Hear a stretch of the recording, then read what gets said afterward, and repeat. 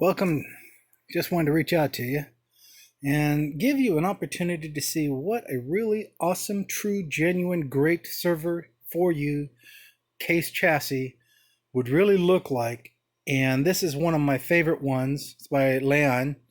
It's a company out there that designed this chassis to pretty much do everything. And I got this case back in 1999, 2000. Now this is a standard 19-inch 4U compliant industry standard case with a front cover, vent stack, filtration feed, and of course the chassis itself. So I'm going to show you a couple examples of different chassis that exist out there and how they function. So stand by for a second, I'll give you my first example. Here you see the HP ProLiant DL385 and the 380 series chassis, and these are not bad at all in the principles of how you can get some older equipment and try to transform it into something new. But you have one major problem, and that's the format of the motherboard and some of the connectivity inside the chassis. Now this HP chassis, which is known as an HP ProLiant SE32 6M1 series platform. There's a little focus in on it right there. This chassis is not the same as the 380 series and 385 series. It's actually a standard chassis with a motherboard ATX standard in the back, a power supply, which in this case is failover power supply, and this open bridge 2.5-inch front end, which holds quite a bit of disks. So this is basically the closest thing in HP you'll ever have for a good universal style chassis, but this is a 2U footprint. Next you have the typical Intel Series 5000 chassis, which you'll see these in many different variations. In this case it was formatted as an EMC Icydock chassis, but Super Midwest Micro way back in the day, or Super Micro motherboard platforms. This is a very common case as well based on this design. Again, it's got an open chassis in the back for any ATX style Xeon motherboard, and it's got again this 3.5-inch front end, which is obviously less drives than that of a 2.5. Now coming back to this case, we're going to come back to a simple idea of the difference between ATX style platforms and non-ATX or non-ATX standing motherboard footprints, and why they are so difficult to work with, and why ATX Xeon platforms chassis-wise is very important. And that's why I'm doing this case review first before I go into describing how valuable is a recycled ATX Xeon motherboard for anything like a NAS or an application front end. So let's take a look at that. So when you're looking at wanting to get a good case that's really flexible and functional and so on, you got to look at the motherboard standards. So right here, you are looking at what we call a non-ATX compliant, highly proprietary design Dell series. This is a 720 platform motherboard that went bad on me, so I had it replaced. But as you can see, it's a very large board. And also your outputs are on the other side, and they have a proprietary front back cover, this being the front of the cover here to go to the back of the chassis design, along with your NIC interfaces and some other resources. But as you look to get out to this platform and you see its depth, it's a very large motherboard. Now this, on the other hand, is an ATX compatible motherboard that can support Xeons down to i7s, i5s, and so on. And basically, as you can see, it fits any basic PC case, but it has a large number of PCIe and PCI extension interfaces, as well as a number of both front ends and interface connections for proprietary runs. So this little motherboard is a great example of a recycled Xeon base i7, i5, i3 base motherboard, which you'll find out in the industry for going for 10, 15, 20 bucks. So with that being said, and you can see the comparisons between the sizes of the motherboards, why I recommend a case design like you see here. So let's get into the case chassis itself. Before we get into the case housing, one correction on my part. That was actually a DL380 chassis board, the big long one you saw.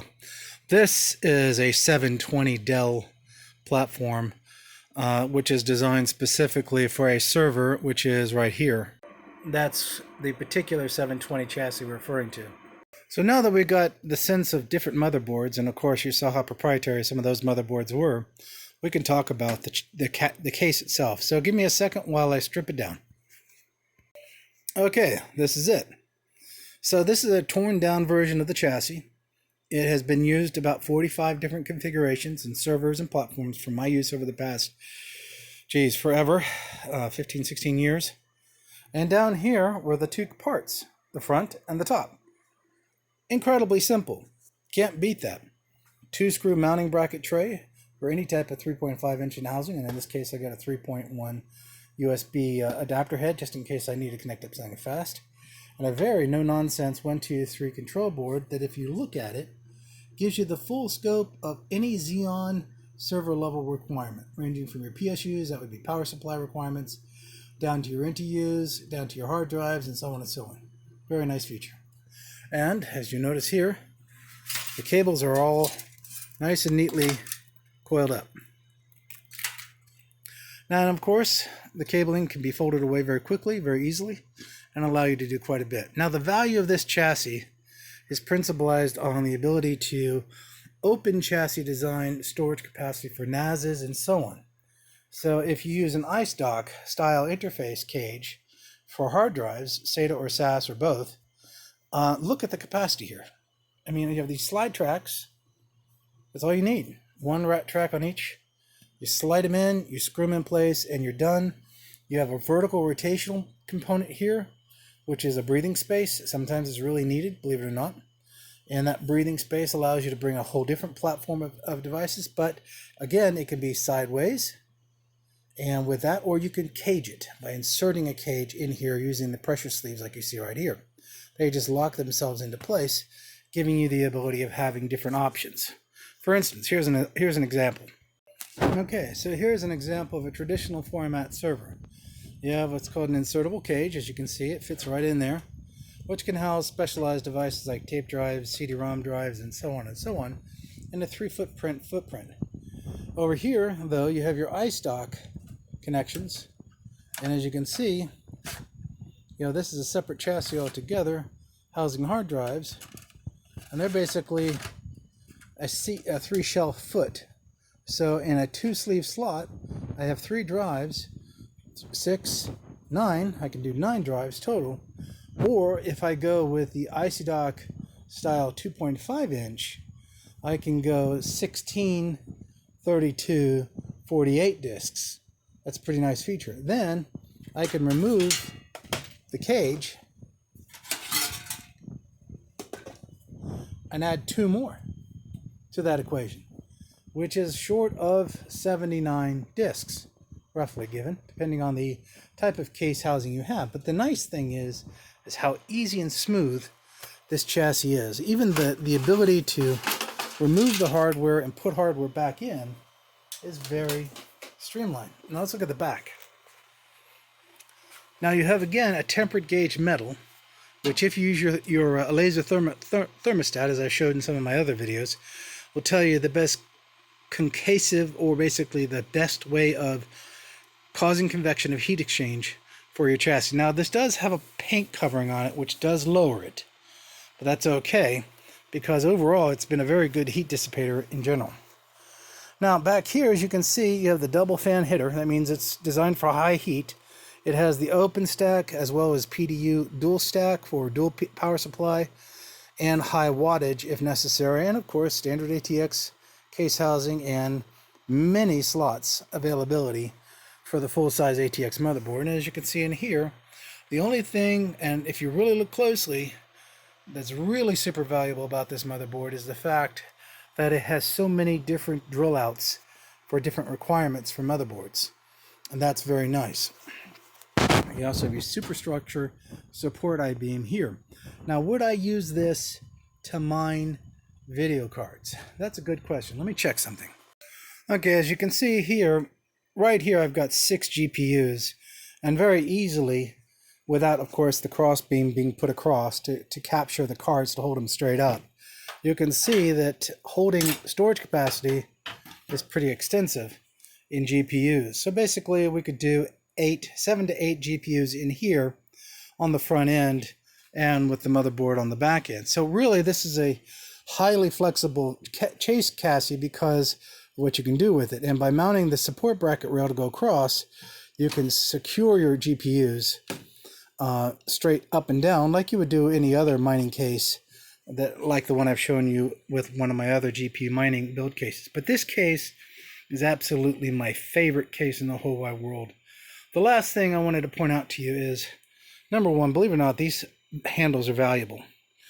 You're really doing a lot of work and you have to reach in there and always end up getting your finger snapped. And direct screw hole mounting is a little bit more functional because you know it's there and you don't sit there and tug and pull on the proprietary designs such as the Dell and the HP and other designs that they have out there, because they hide the screw mounting brackets in such a way so you can't identify that it's secured through an interlock latch versus opposed to a screw.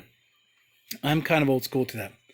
And then the most important valuable thing in the end of the day is universal rack mounting set kits here, which you can see, where you can remove your handle assembly and you put in a brand new handle assembly. Is much deeper and much stronger, and the front mounting can be the placement of it. The only problem with that is you got to watch out for the weight of the chassis, or you will bend your rack rails or even these rails and cause it to lean backwards because it's just too big and too heavy.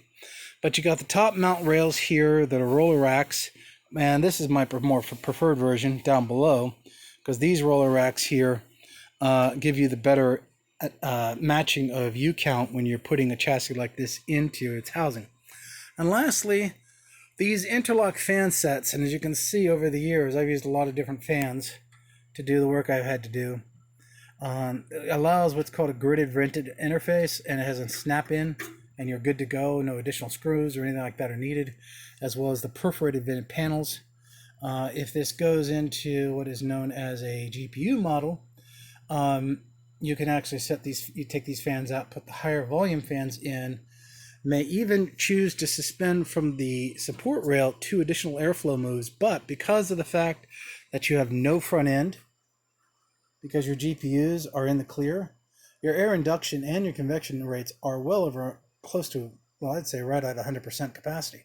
So you're really going to exchange heat very well for cool air and give a nice airflow on this.